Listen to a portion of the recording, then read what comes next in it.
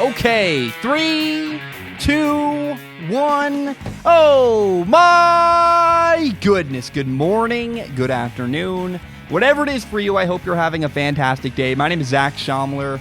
This is Strong Opinion Sports. Thank you so very much for tuning in. Today's Wednesday, February 12th. And,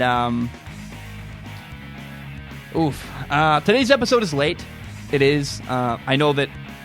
I don't know that I'm sorry about it. I don't think that's the right way to put it. Look, I know that you guys want to hear about the XFL the past weekend on Monday. I acknowledge that. I'll never make an episode this late. But it was necessary that this episode is late. This past weekend was the anniversary of my younger brother's death. It's the one time a year I go, you know what? Everything else goes in the back burner. February 8th will always be a really difficult day for me. It's, the anniversary of his death, and I took it off. I actually went to the beach with my girlfriend, had an amazing weekend. I want to say, first of all, thank you so much to the people who do watch and do listen to the show, because you guys watching make it possible for me to go to the Oregon coast for the weekend. I met a guy actually down there. I was driving through a small town, and I got a message on Instagram, and Sammy goes, "Hey, you're in my town. You want to get lunch?" And I said, "Sure." And I met up with this guy through an Instagram message who knew the show, and really fun. I met a fan of the show, and it was really, really cool.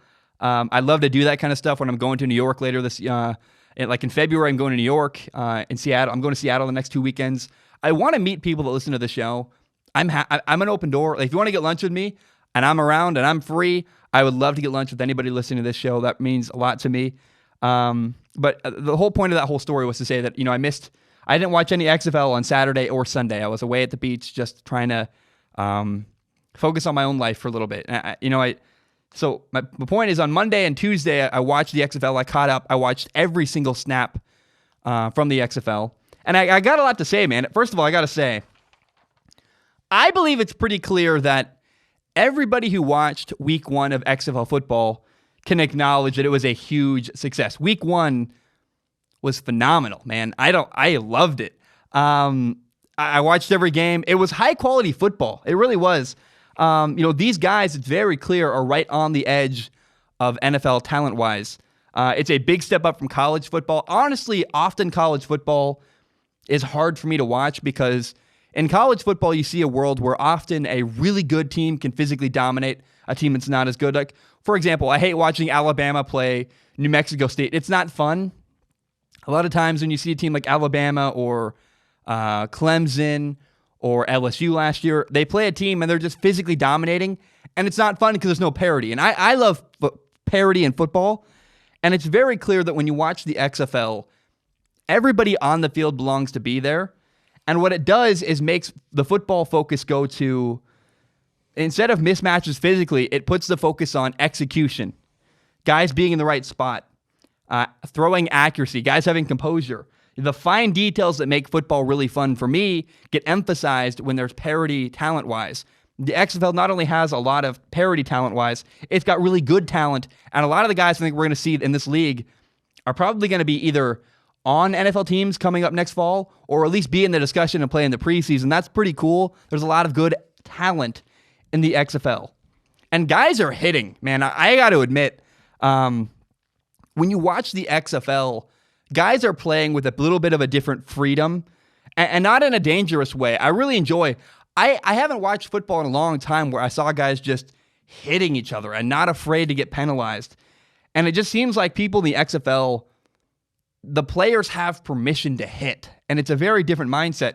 In the NFL and the NCAA and college football, you see guys pull up. You see guys are like, it's like defenders are nervous to hit people because the rules are so ambiguous, they're not sure whether they're going to get a penalty or not.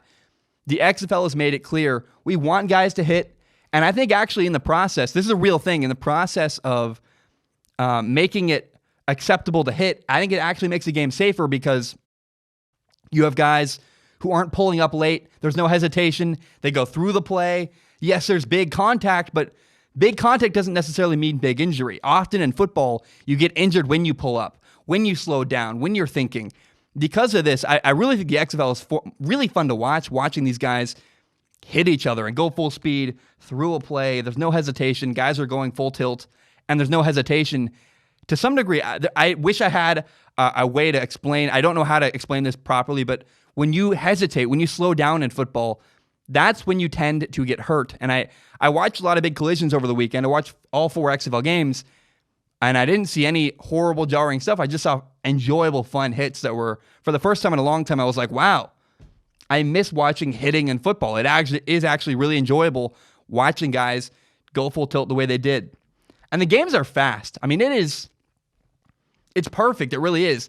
The shorter play clocks, which forces teams to go faster, creates more possessions. It means that later in games you go, hey, it's not going to be just easy for a team to wind down the clock and steal this game. They got to make plays and get first downs to hold on to the ball if they want to run the clock down. And it's really good for the flow of the game. Having the shorter play clocks, having the game sped up works really well. I love it. And the XFL has gotten so many things right. For the first time in years, I'm watching punt returns. I'm watching kick returns. In the NFL, when there's a kickoff, I literally skip it. I often record games. I'll watch them that way. Like I usually watch on a 30-minute delay so I can skip through commercials. And I skip a lot of kickoffs because I don't care. It's a touchback 95% of the time. That is not the case in the XFL. The rules in the XFL have encouraged for returns, encouraging safer collisions with the new rules of the new kickoff. It's great. I love it. It's a perfect mix of the new rules, which are safer, and encouraging collisions through returns. It's just perfect, and I really, really enjoy it. I also love the transparency with the refs. There's a camera and microphones on the refs while they're making the decision on a contentious call. A booth review gets filmed now. So the guy making the decision in the booth has to talk through what he's doing on live television. You see the whole process. And when you get to see that, it makes it so much better for a fan because you understand why the decision's being made, why the call that is being called is being decided. It's great. I love it. I'm a big, huge fan of that. I'll say the jerseys are great. My 3 favorite jerseys in the XFL right now are the Houston Roughnecks. Their home jerseys are great. The Dallas Renegades have great home jerseys. And the St. Louis Battlehawks have really cool white away jerseys with a cool helmet, the gray pants, the white on top. It looks awesome. And the XFL in general has great marketing. Their social media is phenomenal. Whoever runs the XFL Instagram account, it's just at XFL. Oh my gosh. The people running that account, they do a lot of boring stuff that a league would do. Here's our player of the week. Here's a hype video. Here's that.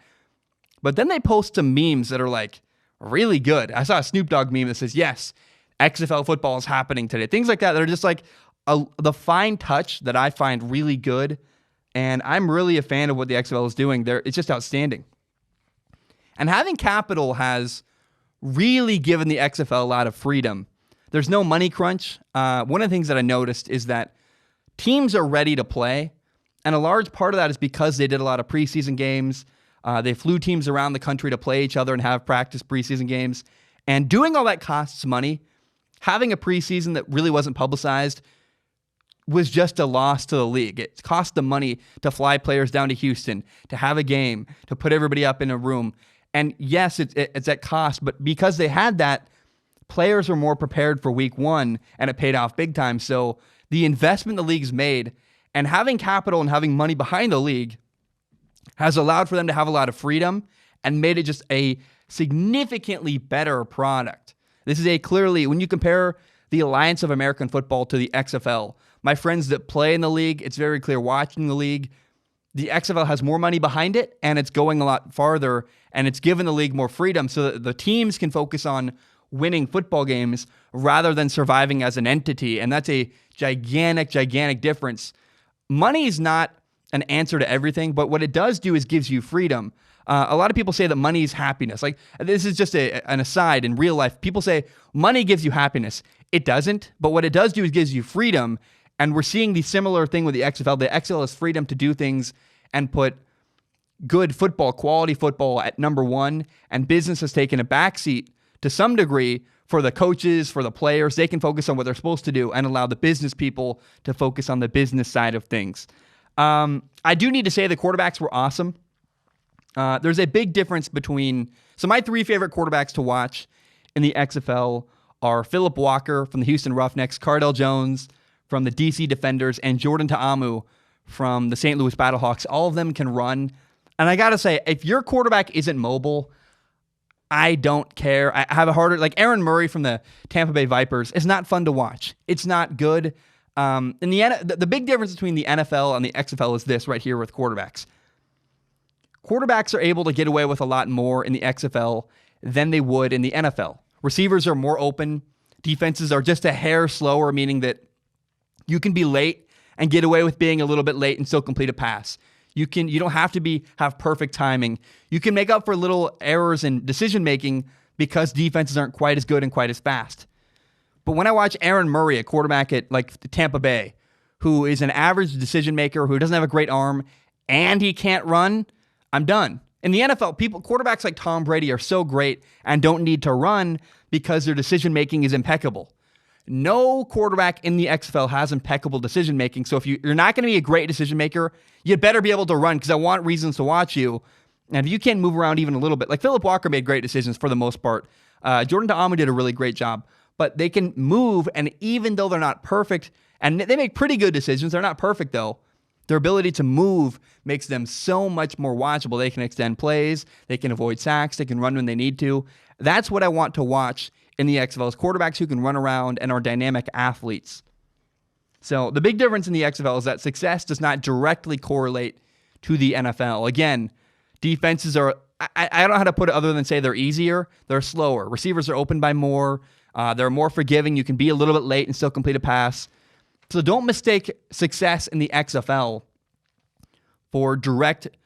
Don't mistake success in the XFL that could lead to direct success in the NFL. They're a little bit different leagues. Timing is a little bit different. Things are just slower.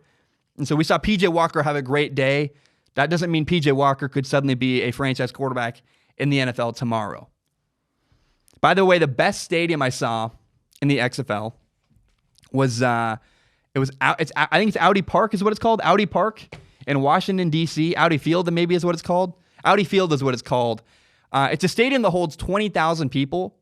And the people at the game, there were 17,000 and some odd people that showed up for the game in D.C. And it looked packed. And it's really clear to me that having smaller stadiums is good for the XFL. They need to have more of that. Lean into more of these 20,000 people stadiums. Like I watched the New York Guardians play in MetLife Stadium, and it looked like a lot of people showed up to the game. I mean, the lower bowl was full, but it's jarring to watch when you look up and you see the upper decks completely empty and devoid of people. It's not really fair. Again, you're not going to get MetLife Stadium holds like 82,000 people, something like that. You're not going to get that many people to come to an XFL game. So if you can find a way to, maybe in the future, maybe next year, I have no idea. But playing in empty stadiums is not a great look. The best atmosphere I saw all weekend was in D.C. in a smaller stadium. It was more intimate. It felt packed. The crowd was into it. I want more games in situations like that rather than at gigantic, like Houston has a gigantic empty stadium. Tampa Bay next weekend is probably going to have a gigantic empty stadium. MetLife has a gigantic empty stadium. Nothing wrong. There's nothing wrong with the league. A lot of people still showed up. The lower bowl is full, but it's just a jarring look to have in the upper deck be empty. I'm not saying the league's not going to fail or succeed based on the upper deck being empty. It's never going to be full. It's just kind of a weird look. But I do got to acknowledge that the atmosphere in Audi Field was phenomenal in Washington, D.C., and watching that crowd fill up that stadium and just go bonkers was so much fun. Now, so again, lean into intimacy. Intimate settings in the XFL are perfect for the stadiums. The final thing I want to say is that the benefit of a new league is that there's less emotional attachment to the teams. Fans have not had years to build up hate and anger and massive love for their franchise. And for me, that makes the game more fun. I don't resonate very much with the fan side of things. I got a message from a guy on Instagram who said, I've never understood how you feel watching football because I have a favorite team. And the guy said he has a favorite team, and he never understood how I enjoy the NFL because I don't have a favorite team. And then he said, but the XFL has opened my eyes to watching football without a favorite team makes it so much more enjoyable because you can just focus on the game rather than the tensity of needing your team to win. People were just watching because they love football. It's pretty clear the XFL is their whole motto literally is for the love of football. And I think it's a lot healthier to watch football because you like it, because you want to watch the game, rather than because your team needs to win. And there's a prime example of this at the end of halftime in the LA game. The LA Wildcats screwed up an opportunity that cost them a chance to kick a field goal. And like it sucked. It was unfortunate. It was mismanaged by the guy snapping the ball. But if that had happened in an Eagles game or in a Cowboys game or in, I don't even know, a New England Patriots game, the world would be over. I mean, like, people would act like the world ended. And I don't miss that side of the NFL at all. I don't miss the vitriol, the hatred, the deep, intense anger and emotion from fan bases. I don't miss that about the NFL. And I really have enjoyed watching the XFL with people that are like, hey, we don't care. We're happy football's on. We're happy. There's a happier tone. Everyone seems to be far more positive about the XFL. They're just happy and they love football. And for me, that's a much more healthy way to watch football. So I just had to acknowledge that at the end of my takeaways from the XFL. People are enjoying football a lot more than I think. There's a happier tone to the XFL than there is to the NFL, because the NFL has years and years of fandom, for better or worse. Like, it's good people spend money. Cowboys fans have a deep, deep passion for their football team.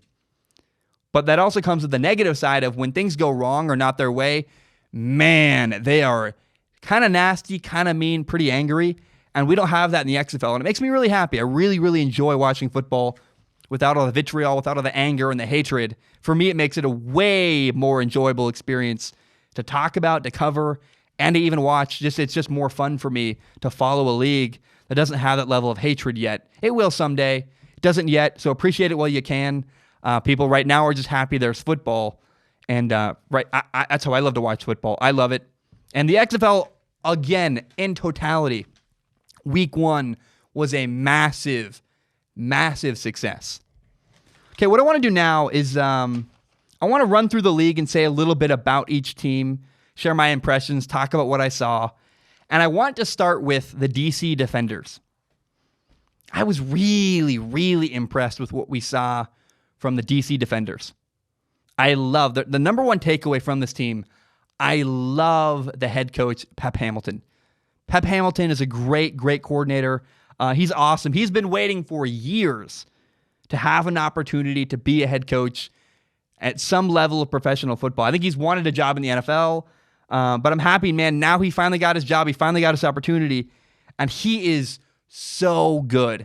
Here is why Pep Hamilton is so good at his job as the head coach of the DC Defenders. There are 2 reasons. Number 1, he's a great communicator. He's a phenomenal, phenomenal communicator. He's mic'd up all game. And the benefit of having a coach mic'd up all game is you get to see how they operate. How do they talk to their players? How do they communicate with guys? And some coaches, it hurt them. Pep Hamilton, it only helped. It was because, here's the thing. If you have nothing to hide, if you're a good guy, if you communicate well, the mic doesn't hurt you. If you're a guy who's a bad communicator, the mic is bad for you. Pep Hamilton is a great communicator. The way he interacts with his players is phenomenal.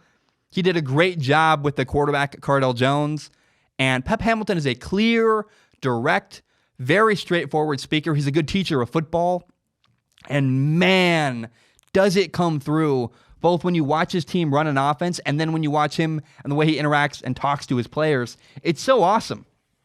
There was a moment where there was some confusion on the sideline, and he just grabbed his players' attention and said, hey, listen up. But he was firm, he was direct, but he wasn't mean, he wasn't too harsh. He was just very firm and calm. And right now, I got to say, my favorite coach in the entire XFL is absolutely Pep Hamilton. If I was a player, he's the guy I would want to play for. That leads me to the second thing that I love about Pep Hamilton is that he had his team ready. He is a great, phenomenal coordinator. The DC Defenders were the most prepared team I saw all weekend. And it really reflects on both the coach and the players buying into their coach. The Defenders' offense was so well organized. Guys executed well. Players were in the right spot. They played smart. And that made a huge, huge impact on the final outcome of the game. The DC Defenders beat Seattle 31-19. Quarterback Cardale Jones was 16 for 26 passing. He had 235 yards, 2 touchdowns, no interceptions, and he made some big plays. But again, he was well prepared. The coaching was the difference in this game. It's really, Cardale Jones is phenomenal, and I really was waiting to see what is Pep Hamilton going to do with this really talented quarterback, Cardale Jones. Man, it's like they're a marriage perfectly made for each other. The way they communicate, it's clear Cardale Jones has been well coached. He's well prepared. Guys lined up in the right spot all game. Again, the DC Defenders were the most prepared team for week 1 of their season. There was even a trick play they ran where the guy made a wise choice and didn't force the ball downfield. He threw it away. There was another opportunity where things went wrong and Cardale Jones threw the ball away. There are so many opportunities where the DC Defenders just look smarter. They look better organized. They are a well-oiled machine already after 1 week in the XFL game. That's really impressive. That speaks volumes about the coach, Pep Hamilton. Again, I loved watching Cardale Jones. He's accurate. He's got a huge arm. He can move around a little bit. He was able to avoid sacks and run. Cardale Jones is one of my favorite quarterbacks in this league to watch. Part of it's the coaching. Part of it is his physical ability. I loved watching the DC Defenders. They're great. They're one of the better teams in the league. I love their park. They play in Audi Field, which is a really small, intimate stadium. It looks really nice, though. Like, it's small, but it looks like it's really, like, very nice, very state-of-the-art. I think if I had to go anywhere to watch a game, I'd want to go watch there. And I am so excited to watch the DC Defenders moving forward. I feel really overwhelmingly positive about them as a team the rest of this year. Now let's talk about Seattle. The Seattle Dragons lost to the DC Defenders 31-19. And the number one thing that stood out to me was their head coach, Jim Zorn. The XFL gives us access, tremendous amount of access, because coaches are mic'd up the entire game. And for some guys, that's great. For Jim Zorn, it's really bad. It did not make Jim Zorn look bad. We got to hear Jim Zorn the entire game, the way he interacts with his players, the way he communicates. And I got to start off by saying Jim Zorn is a legendary quarterback in the Northwest. I'm from the Northwest. I live in the Portland area. He was the Seattle Seahawks quarterback for years. He's a legend kind of in this area. But being a great quarterback and great player does not necessarily mean you're a great coach. And watching Jim Zorn, his communication skills were really, really tough to watch. You know, Brandon Silvers is the quarterback in Seattle. And, Jim Zorn and Brandon Silvers, the two of them didn't have a negative interaction, but it really was odd to watch. I kind of felt bad for Brandon Silvers because there were moments where Jim Zorn was trying to coach him up, and Jim Zorn just could not clearly communicate the message. It was like, man, this coach is having a hard time explaining what he's trying to say. And, Brandon Silvers is one of the more talented quarterbacks in the XFL. He's a huge dude. He can run. He can throw. He's got a cannon for an arm, but he lacks polish, and he needs good coaching. He had 3 touchdowns and 2 interceptions in this game, week 1. And Brandon Silvers really reminds me of a quarterback from the early 90s where, he would have been a franchise quarterback back in the early 90s. Kind of reminds me of Rob Johnson, the former Buffalo Bills quarterback. Giant dude, huge arm, takes a lot of chances vertically. But he had some rough moments. In today's NFL, so in the early 90s, Brandon Silvers would have worked. But in today's NFL, football is now far more precise. You got to be really polished and a great decision maker, which he is not. Brandon Silvers had some rough moments. He was forcing throws downfield. He wasn't throwing to his checkdowns underneath. And so the biggest storyline to me in Seattle is, will Brandon Silvers progress throughout the course of this year?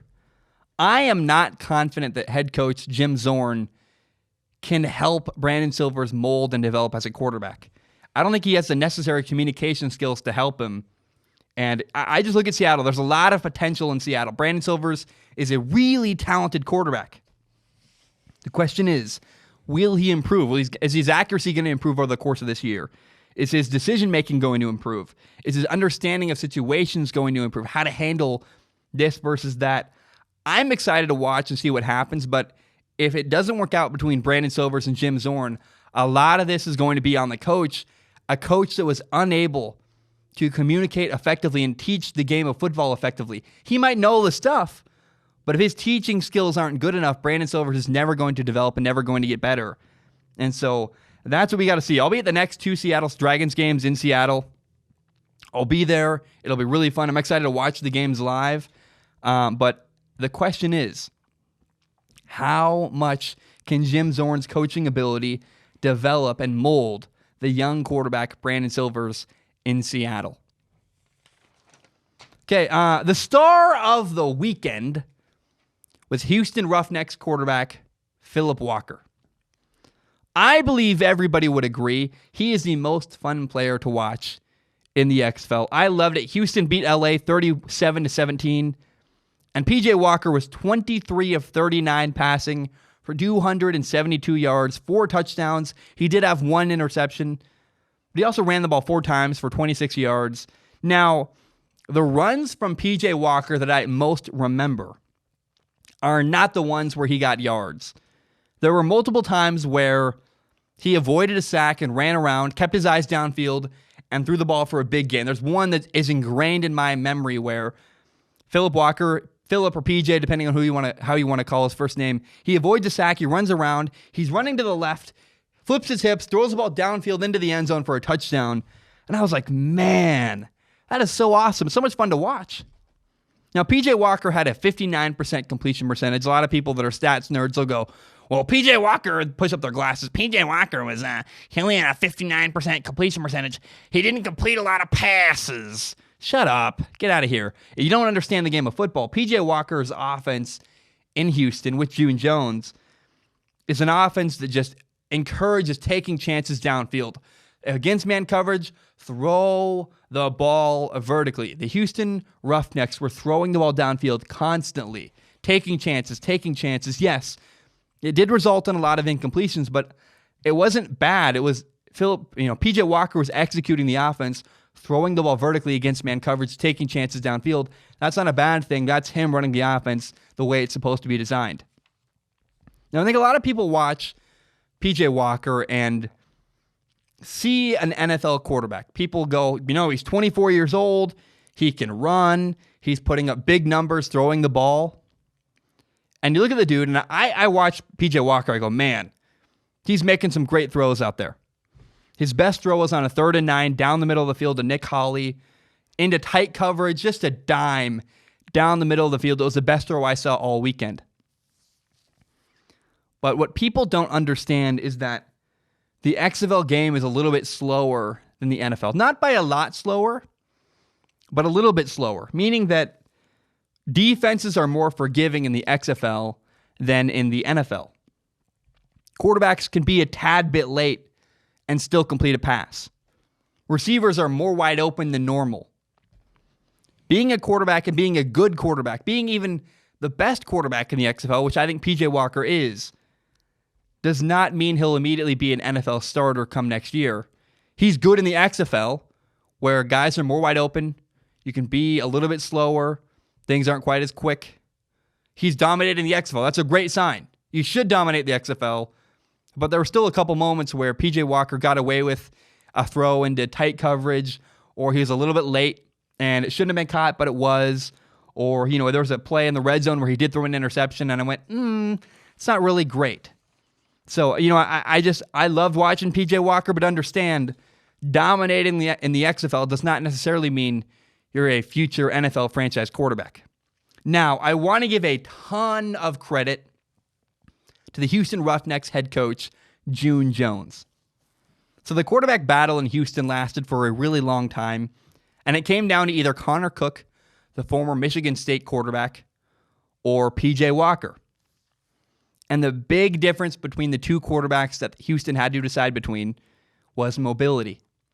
PJ Walker is a dynamic athlete at quarterback, while Connor Cook is a more standard pocket passer with limited mobility. He cannot run around. And Houston decided to play the dynamic athlete at quarterback, and it paid off big time. I loved it. It was awesome. And take note of that. There are some teams in the XFL that did not lean into having a dynamic athlete at quarterback, and it cost them. So credit Houston. They were willing to say, you know what, we're going to play this guy, Philip Walker, who we haven't been able to see him run around. In practice, you can't really tell how mobile a quarterback is. You assume they are, but because quarterbacks aren't live, you're not seeing a guy break tackles. You're not seeing a guy avoid a sack. But they took a chance saying, we like PJ Walker.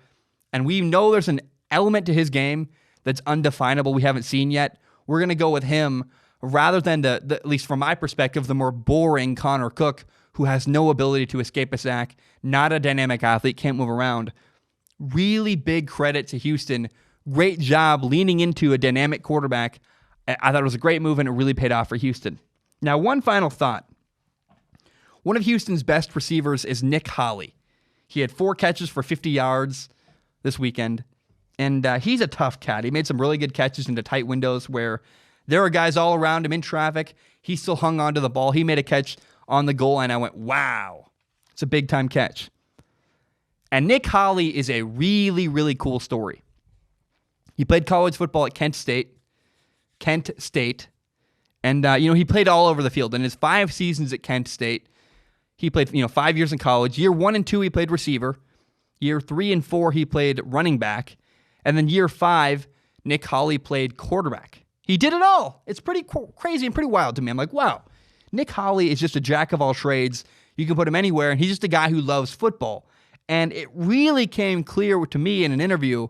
He talked about his past. If you don't understand Nick Holley, he has struggled with injuries for years. He had 3 years in a row where he had a season-ending injury. He had basically 3 torn ACLs. He also broke his back at one point. And so he gave one of my favorite interviews of the entire weekend where he was talking about, why the interviewer asked him, why are you still here? Why are you still playing football after all the torn ACLs, after the broken back?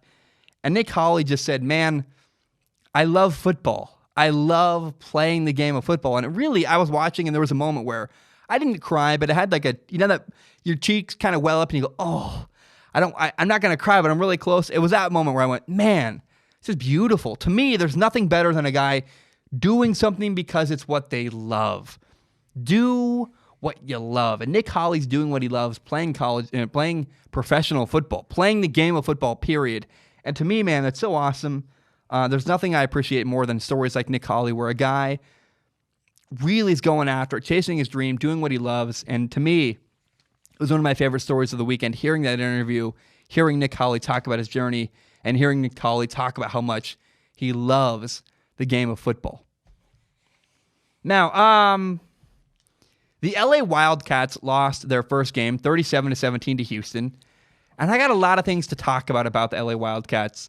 First of all the teams that lost this past weekend are going to be fine. The XFL has a lot of parity. I think the worst team that lost is probably Seattle. They're the most screwed of any team to lose. Dallas didn't have their starting quarterback. The Tampa Bay Vipers were 0 for 4 in the red zone. They had many opportunities. They blew it, but the Vipers are still a good football team. And the LA Wildcats didn't have their starting quarterback, Josh Johnson, playing in this game. He was hurt. He should be back. But as a result, LA had a quarterback named Charles Knopf playing quarterback. And he literally had just gotten to LA. I felt pretty bad for him. He'd only had 5 practices with the Wildcats before he was thrown into the starting role. And he did as good as he could. He was 21 for 40 passing at 214 yards, 1 touchdown, had an interception. Charles Knopf, man, he had some moments I went, wow, he's doing great stuff. He's fighting hard. In the end, the lack of preparation caught up to him. But it was just unfortunate because he seems like a good dude. I really liked his attitude, his energy, his effort. He did a great job, made some throws where he was getting hit as he threw. He stepped up, took the hit. I was like, man, Charles Knopf, credit to him. He's not well prepared. He was still learning the offense. It was pretty clear. But he really did a good job working with what he could, did the best he could. And it's just a scrappy quarterback. It was kind of weird. At the end, LA benched him for a couple drives. And I was like, what are you doing? This guy is really taking you the whole game. And so he had a good start. Charles Knopf really tailed off at the end. He's not the long-term answer at quarterback for LA. But I really, really was impressed with just the effort he gave. He did the very best he could in a really bad, really hard situation to succeed. He did better than I thought he would have.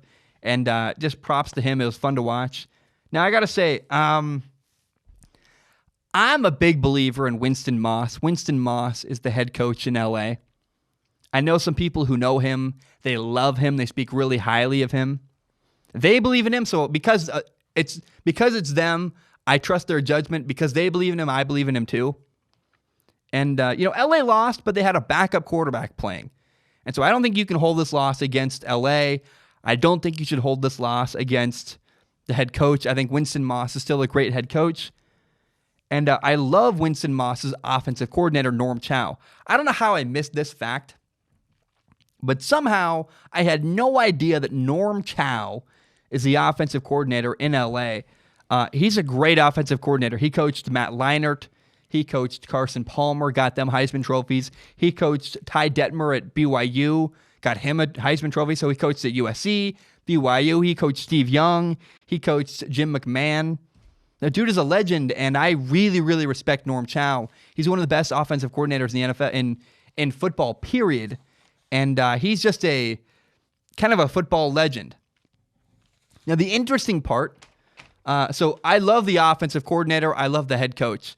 Interestingly enough, the Wildcats fired their defensive coordinator, Pepper Johnson, right after game number 1. Said, hey, bam, you're out. Then they also released Anthony Johnson. I don't think they're related, but Anthony Johnson was it was a shock to me because he was a captain, and he was a huge part of the team's marketing campaign and social media presence. Anthony Johnson has been released from the LA Wildcats. He's a former LSU standout. He was a captain on the team, and it was just very interesting. Wow, they made significant changes to their defense after one game. Anthony Johnson, you're out. Pepper Johnson, you're also out. And so I don't know what's going to happen. I've got a lot of hope for LA, but it will be interesting to see what LA's defense does moving forward. What kind of adjustments do they make? They do have a defensive-minded head coach, Winston Moss. How's LA going to do without those two people they just fired and got rid of moving forward? Is it going to be good for them? Is it going to be bad for them? I don't know. But I do have a lot of hope, and I think LA is going to be okay. I love their head coach, Winston Moss. I love their offensive coordinator, Norm Chow. They're getting their starting quarterback, Josh Johnson, back. They have a great receiver, Nelson Spruce. He had 11 catches for 103 yards this past weekend. I wouldn't give up on LA just yet. They're a good football team. They're better than their record shows at 0-1. And I feel really good about their franchise moving forward. Now, oh boy. I want to talk about the Tampa Bay Vipers. They are the most frustrating team to watch in the entire XFL. So they lost 23-3 to the New York Guardians. And the way they lost was ridiculous. I was like, are you kidding me? What's happening here? They made it to the red zone 4 times. They had 4 opportunities to score, and they couldn't make any of them work. They couldn't finish drives and get points on the board. They lost 23-3. It could have been, what's the math, 31-3 if they gotten all the touchdowns they needed and gotten 1 extra point. I mean, they really could have been in this game if they just capitalized on the opportunities they were given. I mean, there were 2 drives where Aaron Murray, the quarterback, threw interceptions. That cost them a drive in the red zone. And twice at the end of the game, the Vipers were stopped on 4th and goal. Twice. 2 separate drives, 4th and goal, they couldn't score. And it was so frustrating because the Vipers were so much closer than the score would indicate. I mean, yeah, 23-3 sounds like a horrible blowout. Except it wasn't a horrible blowout. The Vipers were moving the ball. They were in the game. They just couldn't capitalize and could not finish drives. And so, man, I don't know. The Vipers were frustrating for 2 reasons. Number one, yes, the missed opportunities were awful. The 4 opportunities to score were ridiculous. But number 2, the quarterback situation was infuriating to watch for me watching this game. They started Aaron Murray at quarterback. Aaron Murray is a former Georgia quarterback. He's from the Tampa Bay area. He played high school football there. And so he's kind of like the assumed hometown hero, played at Georgia. He was not good. He was 16 for 34 passing at 231 yards, no touchdowns, 2 interceptions. I will say he wasn't good. He also wasn't terrible. Like, I think a lot of people are going to go, Aaron Murray. And I've even gotten messages from people saying, Aaron Murray is the worst quarterback. Yeah, probably Aaron Murray is the worst quarterback in the XFL that started this past weekend. But not everything that went wrong for the Vipers was on him. There were some dropped passes. There were some opportunities where people missed their assignments. It wasn't all Aaron Murray's fault that the Vipers really struggled. But Aaron Murray, first of all, his lack of mobility is a huge limiting factor for the Vipers. There were moments where he was unable to escape and unable to run around and avoid a sack. It really cost him. There were also moments where he just bailed out of the pocket for no reason. It's like, dude, where are you going? Stay in the pocket. Why are you trying to run? You're not a running quarterback. You just look uncomfortable in the pocket. Aaron Murray really, really struggled. And he's not great at anything. There's not a single thing Aaron Murray does that he's great at. He's very fine at everything. He's got an average arm. He's a fine decision maker, not great. He can't run. He's got a very kind of a noodly weak arm. He's very average at everything. And to me, it feels like the Vipers need to embrace their backup quarterback, Quinton Flowers. For the love of everything good, please make a change at quarterback. The Vipers' backup quarterback, Quinton Flowers, is a dynamic athlete. And I'm not sure why he wasn't playing more. It was very weird. Now, maybe he doesn't know the playbook. That's very fair. Maybe he's a really limited passer, and we just don't know how bad he is at throwing the football. But it is odd, though. I don't really understand why Quinton Flowers hasn't been more embraced in Tampa Bay. I do got to point out that the Houston Roughnecks had a choice. The Houston Roughnecks had a choice between a dynamic athlete at quarterback, P.J. Walker, or a more traditional pocket passer, Connor Cook. Houston chose the dynamic athlete. They went with P.J. Walker, and it was a gigantic success in Houston. Now, Tampa Bay took the opposite approach. Tampa Bay decided, you know what, we're going to go with Aaron Murray, the boring, safer quarterback. And I really got to wonder if politics have played a part in this decision. You know, maybe it was like, hey, it's week 1. Everybody's going to assume that Aaron Murray's going to be the starter. He's from Tampa Bay. He's the hometown hero. He's the local kid. Everyone assumes he's going to be the starter. Maybe we got to play Aaron Murray. Let him do terrible. And then game 2, we'll have finally an example to say, look, trust us, Aaron Murray isn't the answer. We got to go with the other quarterback.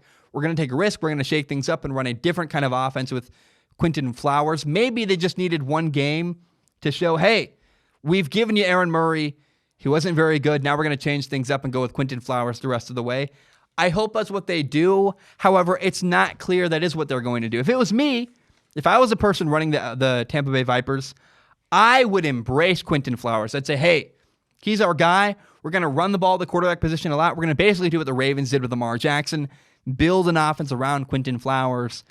I'm not sure if they're going to do that, but that is what I would do if I was the person running the Tampa Bay Vipers. I got to say, I really liked what I saw. Quinton Flowers did play a little bit. He ran the ball 5 times for 34 yards. He also threw 2 passes. One of those 2 passes was a really good completion into tight man coverage down the left sideline. Great throw. Took him down to the goal line. I'm pretty sure I speak for all Vipers fans when I say that I want to see Quinton Flowers as the quarterback in Tampa Bay. Now, maybe the head coach, Mark Trestman, can fix things. Maybe he can salvage Aaron Murray. Maybe that's what he wants. I'm personally bored of Aaron Murray. He does nothing great. Average arm, average decision-making. He's got a very low ceiling as a quarterback. And so I want to watch Quinton Flowers. If it's me, please give us the quarterback we want to watch. Give us Quinton Flowers. Build an offense around him. That is what I want to see moving forward from the Tampa Bay Vipers. Will they do that? I have no idea. But if it were me running the Vipers, I would say, you know what? Quinton Flowers is our quarterback. We're going to build around him and his ability to run the football and throw the ball. Similar to Lamar Jackson, let's build a game plan around Quinton Flowers' ability to run rather than have a stagnant offense that relies on Aaron Murray doing things that Aaron Murray really isn't great at. He's not a good enough quarterback to pick up our defense and play that style of football. Aaron Murray is a great backup in this league. He should not be a starter. He's in over his head. And if it were me, I would play Quinton Flowers next week and moving forward for the rest of the year if I was a Tampa Bay Vipers head coach, Mark Trestman. Okay, the New York Guardians won their first game 23-3. It was a good win. And I'm not sure how much we should credit the New York Guardians defense. The Guardians did have 4 really big stops in the red zone. They had 2 interceptions in the red zone, and then they had 2 stops on 4th and goal at the end of the game. And for me, it's hard to tell. Did that happen because because the New York Guardians defense is really good, or because the Vipers, the team that the Guardians were playing against, are just a really messy, bad team that couldn't finish drives? I don't know. Was it the Vipers? Was it the Guardians? I don't know. But either way, the Guardians won 23-3. It was a great win for them. Now, the standout storyline to me in New York is the New York Guardians quarterback, Matt McGloin. He's awesome. I love him. He's one of my favorite quarterbacks of all time. He's got a really cool story. He walked on at Penn State, went to Penn State, did a great job, played there for years as their starter, kind of came out of nowhere. Really, really awesome dude. And here's why Matt McGloin, to me, is so much fun to watch. He's not a very physically gifted quarterback. He's got an average arm. He's not a huge dude. He can't run the ball a ton. But Matt McGloin does everything else right. Everything he can control, he's phenomenal at. He's really well prepared. He's accurate. He makes great decisions with the football. He's got great movement within the pocket. He's got great footwork. It's phenomenal. Everything Matt McGloin can control, he's phenomenal at. He's not the greatest athlete. He's not the tallest. He's not got the strongest arm. But he's really well prepared. And I love that. I don't know how you can't love that. It's a guy saying, I'm going to do everything in my power to be a great quarterback, to do what I do. He's a good leader. He's great pre-snap and understanding what a defense is trying to do to him, putting his team in the right position to be successful, picking a good matchup. I love it, man. I had a great time watching Matt McGloin. He's a great leader. He's awesome. He will probably never be an NFL starter. He's just not built that way. He's a small dude. He's not fast. He's got an average arm. But Matt McGloin is the perfect quarterback to lead an XFL franchise, and I cannot wait to see what happens and continue to watch him throughout the rest of this year. I love Matt McGloin. He's awesome, and he's really, really fun to watch. So now let's shift our focus to Dallas. The Dallas Renegades lost to the St. Louis Battlehawks 15-9, and I'm not concerned at all with the way that they lost because the Dallas Renegades were missing their starting quarterback, Landry Jones. Now, backup quarterback Philip Nelson did a respectable job. He did the best he could. He was 33 for 42 passing and 209 yards, but no touchdowns. He did have an interception. And the quarterback situation for Dallas made the difference in this game. Philip Nelson is a good backup, especially for the XFL. He executed well. He took what the defense gave him, but he was never able to push the ball downfield the way he needed to. He wasn't able to throw the ball vertically. And, every throw that Philip Nelson threw was a 5-yard just toss underneath. And that's not necessarily bad. Taking what the defense gives you is a good thing. A lot of quarterbacks aren't patient and don't have the ability to pick apart a team, short and to intermediate. Philip Nelson did a great job taking what the defense gave him underneath. The problem is that when there were moments where he needed to throw the ball farther downfield, he was unable to do that. He was unable to throw the ball against man coverage. There were 2 throws, in fact, downfield where he just threw the ball straight up out of bounds. That's unacceptable. And then, that final interception, really the play that iced the game for St. Louis was Philip Nelson trying to throw a ball like 15 yards downfield, horribly inaccurate, not really near anybody, got picked off. That was the big problem for Dallas, was Philip Nelson. Dallas didn't score a touchdown. They settled for 3 field goals. And it's likely that starting quarterback Landry Jones is going to play next week. That'll have a huge impact. Should make a big difference for them. I think Dallas is totally fine. They lost because they played a backup quarterback who couldn't keep up with the St. Louis Battlehawks, but they were right in that game. And with a better quarterback, they win that game, I believe. So I have no problem and no concerns with the Dallas Renegades moving forward, even though they started 0-1 and lost the first game. Now, it's also worth noting that the Dallas Renegades offensive coordinator is Hal Mumme. Hal Mumme is the creator of the air raid offense. Everybody talks about Mike Leach and Mike Leach's air raid offense. Mike Leach and Hal Mumme basically are the co-creators of the air raid offense.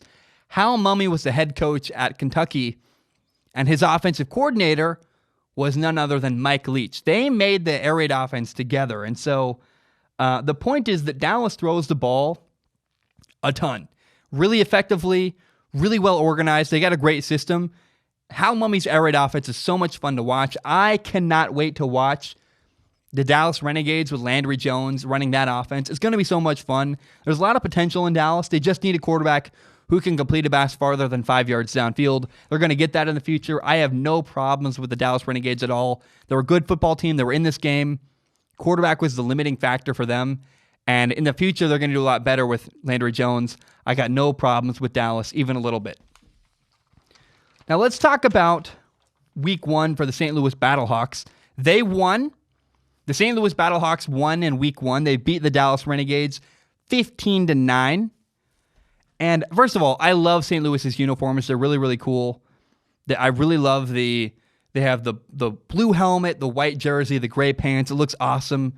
And there are 2 players we got to discuss if we're going to talk about the St. Louis Battlehawks. Number 1 is their quarterback, Jordan Ta'amu. He was outstanding on Sunday. He was 20 for 27 passing, had 209 yards, 1 touchdown, no interceptions. He also ran the ball 9 times for 77 yards. He was not great in college. When I watched him at Ole Miss, he left a lot to be desired. And I watched, Jordan Ta'amu at college and went, man, I'm not sure that this guy is ever going to make it as a professional quarterback. I just was like, I don't see it. I see a guy who's inaccurate, who's making bad decisions, and I just was not sold on Jordan Ta'amu at all. And now, I don't know, looking back, was it coaching that cost him? Was it that he got better? I got to say, though, what I saw from Jordan Ta'amu on Sunday, week 1 of the XFL, really, really impressed me, and he's not the same quarterback I saw that he was in college. He didn't play anywhere last fall. I wonder again, was it that Ole Miss had bad coaches coaching Jordan Ta'amu? Or did Jordan Ta'amu just do that much work and really get that much better? He is light years ahead of where he was. His footwork is better. His mechanics are a little bit better. He made better decisions. It was really fun to watch Jordan Ta'amu. He's grown so much as a quarterback, and I got to just give credit where credit is due. He's doing an awesome, awesome job. The dude is 22 years old. He's got a ton of potential. I love his game. He's got a great ability to move. Now, there are 3 issues I saw from Jordan Ta'amu. I'm going to be harsh because, again, I see greatness in Jordan Ta'amu. What I saw from Jordan week 1 was, wow, this is a 22-year-old kid who's got a possibility to be a really phenomenal quarterback. If he's going to do that, he's got to do 3 things. Number 1, he forced a couple throws into coverage. Can't have that. Number 2, he missed 2 really easy throws. Most notable was a throw on an out route where it was just wide open, and he airmailed it for no reason. I was like, Jordan, what are you doing? You can't miss a wide open, easy throw short to the flat. You can't miss that throw. And number 3, there was a play where he took a sack late in the game, and Jordan Ta'amu was unable to realize that the blitz was coming.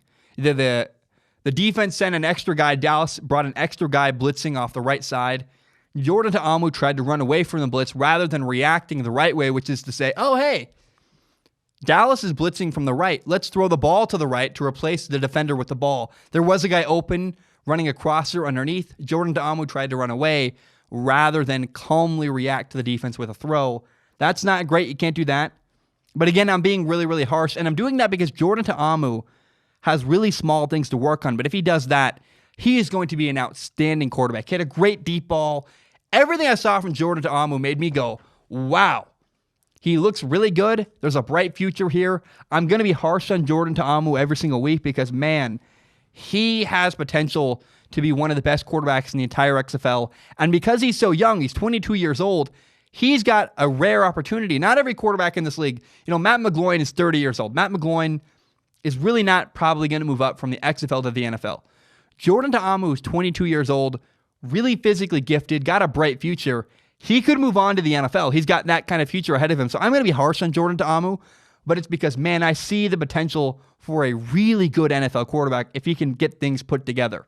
And my 3 favorite quarterbacks to watch in the XFL are PJ Walker in Houston, Cardale Jones in DC, and Jordan Ta'amu in St. Louis. I never thought I would say that, but man, he blew me away. He looks really talented. I want to see more from him, and I really want to see Jordan Ta'amu continue to grow as a quarterback. He can run. He can move around. I love the way he interacts with his teammates. He's well-spoken. He's a good leader. Jordan Ta'amu seems to have a bright future, and I cannot wait to watch his development throughout the rest of this year in St. Louis. Now, the number 2 player you got to pay attention to in St. Louis is Kenny Robinson. Kenny Robinson is a stud safety. He played 2 seasons at West Virginia, and then, by the way, as a sophomore at West Virginia, he was a first-team All-Big 12 safety. He's a phenomenal, phenomenal player. But then he had some issues. He got deemed academically ineligible. And instead of dealing with the NCAA and trying to transfer and putting up with all their garbage, he just said, you know what, screw college football. I'm going to leave and join the XFL. That's what he did.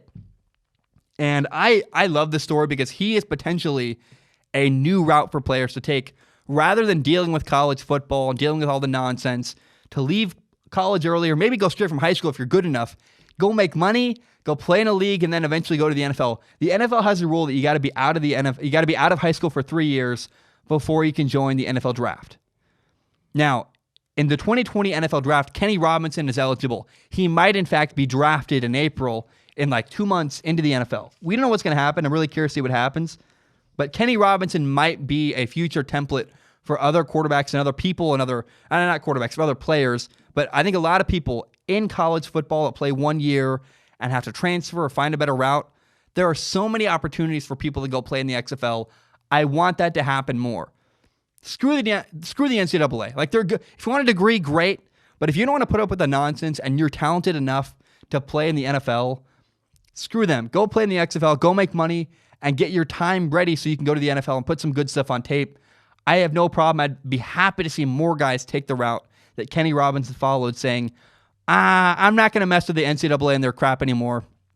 I'm just going to leave straight away and go play in the XFL. I love that. I want to see more people do that. Pay attention to Kenny Robinson. He literally might leave early. He might leave mid-season from the St. Louis Battlehawks to get drafted and go to the NFL. I don't know what's going to happen, but that'd be cool if it did. Keep your eyes on Kenny Robinson and what happens with his future in St. Louis. Guys, that's all I have. Thank you so very much for tuning in. Been a really fun episode. I had a blast with the XFL Week 1. It was so much fun. I hope you loved it. I can't wait for Week 2. I'm going to the Seattle Dragons game on Sunday. It's going to be really, really fun. My future plan moving forward for the way I'm going to cover the XFL is every Monday now, I'm just going to do an episode entirely dedicated to what happened over the weekend in the XFL. So every Monday, we have 4 games every weekend. I can watch 4 games pretty easily if I'm dedicated and watch both games on Saturday, both games on Sunday. When Monday rolls around, I'll record an episode entirely dedicated to what happened in the league and talk about each team. That's my plan moving forward. I hope you're excited for that. I'm excited for that. It's a fun way to cover it. It's a fun league to follow, league to watch. And man, I hope you have a great day. I want to share one more thing before the episode ends. The passing of the anniversary of my brother's death just happened. And I want you to know that 4 years ago, my younger brother took his life. It was miserable. It's the hardest thing I've ever been through. And I learned 2 really painful lessons from that experience. Number 1 is that if you're struggling, please go get help. My brother never shared his struggles. He never told anybody he was having a hard time. One day I came home and he was dead on the floor. And so I encourage you, please, if you're having a hard time, don't suffer in silence. Please go tell somebody. I'm encouraged to tell you that you're supposed to do this if you talk about suicide. It's one of the media standards. The suicide hotline is 1-800-273-8255. The suicide hotline is 1-800-273-8255. Don't call. If you don't have to, don't call the number. Please talk to somebody in your life. I wish my brother talked to me. I wish my brother had talked to one of his teachers, a counselor, a person in his life. If you need to call the hotline, do it. If not, talk to somebody in your life. Tell somebody you know. But the big takeaway from this, please, whatever you do, don't suffer in silence. If you're having a hard time, please go tell somebody. And the second painful lesson I learned from my brother's death is that I didn't make it clear enough to him I could talk to him. We talked about movies and sports and video games and girls, but we never really had a deep, in-depth conversation. I saw him at least once a week, usually more. We worked together. We had a night every week where we would play Halo together. I saw my brother constantly, and we never had a conversation about anything with more depth than those 4 very lame topics. So I encourage you, don't be afraid to have tough conversations.